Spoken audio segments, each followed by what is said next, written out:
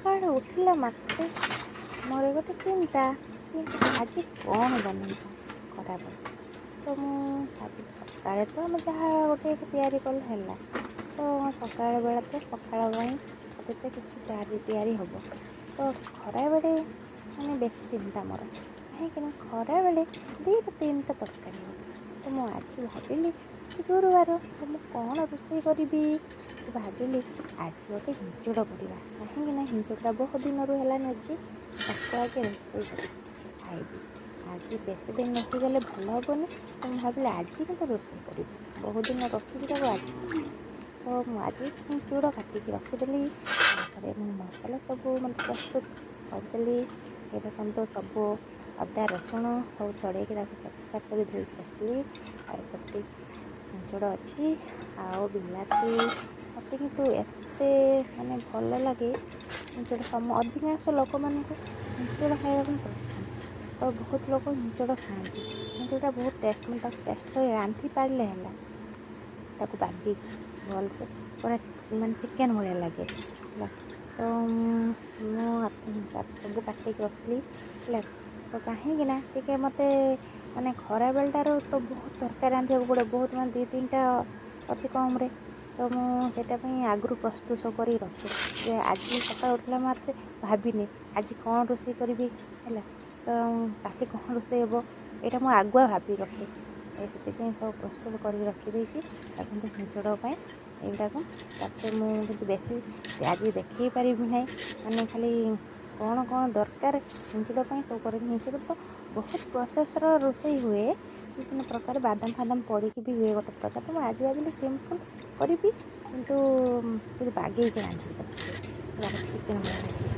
ତ ମୁଁ ଆଜି ମାନେ ବିଲାତି କାଟି ନେଇଛି, କଞ୍ଚା ଲଙ୍କା ଆଉ ମାନେ ପିଆଜ କାଟୁଛି, ଅଦା ରସୁଣ ଛଡ଼େଇ ଦେଇଛି ହେଲା।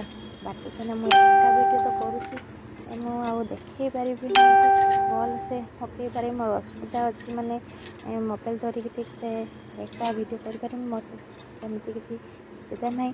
ତ ମୁଁ ଖାଲି ଦେଖେଇ ଦେଉଛି। ଦେଖନ୍ତୁ ଯେତେବେଳେ ମୁଁ ସୁବିଧା ପାଇବି କି ମୁଁ ସବୁ ରୋଷେଇ କରିବା ଦେଖେଇବି, ତରକାରୀ ଦେଖେଇବି ହେଲା।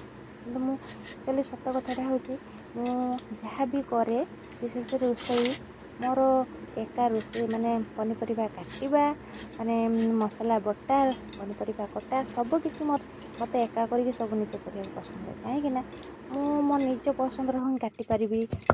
ମାନେ କେଉଁ ଭଳିଆ କାଟିଲେ କେଉଁ ଭଳିଆ ତରକାରୀ ହେବ, ତ ମୁଁ ସେ ବଟା ବୁଟି ସବୁ ମୁଁ କରେ। କେତିକି ମସଲା ଦରକାର ହେବ କେଉଁ ତରକାରୀ ପାଇଁ, ତ ମୁଁ ନିଜେ ହିଁ କାଟେ। ମୁଁ କାହାରି ସାହାଯ୍ୟ ନିଏନି, କି ମୋତେ ବି ଭଲ ଲାଗେନି, କାହିଁକିନା ମୁଁ ମୋ ନିଜେ ସଜାଡ଼ିକି ରଖିବା ପାଇଁ ମୋତେ ସୁବିଧା ହେବ।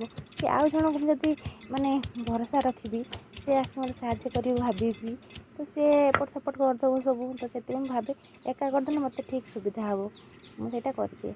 କାହାର ସାହାଯ୍ୟ ଦରକାର ନାହିଁ, କି ମୁଁ ଦରକାର ବି ପଡ଼େ ନାହିଁ।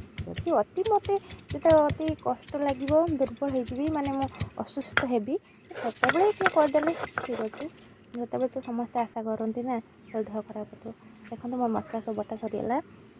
ମସଲା ବଟା ସମୟରେ ମୁଁ ବେଶୀ କିଛି ଦେଖେଇ ପାରୁନି। ତ ଏଇଟା ଦେଖନ୍ତୁ ପିଆଜ ରସୁଣ ସବୁ ଅଛି। ଏଇଟା ମୁଁ ଅଦା ବଟା ହେଲା।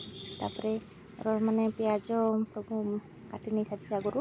ଏଇଟା ସବୁ ମସଲା, ଗରମ ମସଲା ସବୁ ବାଟିକି ରଖୁଛି, ଆଉ ସବୁ ବଟାବଟି କରି ସାରିନି। ତ ତାକୁ ଆଉ ସେ ଆକ୍ଚୁଆଲି ଶିଳରେ ବାଟିଲେ ବହୁତ ଟେଷ୍ଟ ଲାଗେ ତରକାରୀ ଗୁଡ଼ାକ ହେଲା। ଗ୍ରାଇଣ୍ଡର ମୋତେ ଭଲ ଲାଗେନି। ଗ୍ରାଇଣ୍ଡର ଅଛି, ହେଲେ ମୁଁ ଗ୍ରାଇଣ୍ଡର ଅଳ୍ପ ସମୟ ବାଟେ ହେଲା। ଅଧିକାଂଶ ସମୟରେ ମୁଁ ଶିଳରେ ବଟାବଟି କରେ।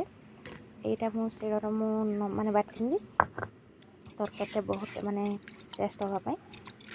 ଆଉ ଶିଳର ବାଟି ସାରିଲା ପରେ ମସଲା ଗୁଡ଼ାକ ପରେ, ମାନେ ସବୁ ମସଲା ବାଟି ସାରିଲା ପରେ ତାର ଶିଳର ମାନେ ମସଲାର ପାଣିଟା ସେଇଟା ତରକାରୀ କଲେ ବହୁତ ଟେଷ୍ଟ ହୁଏ।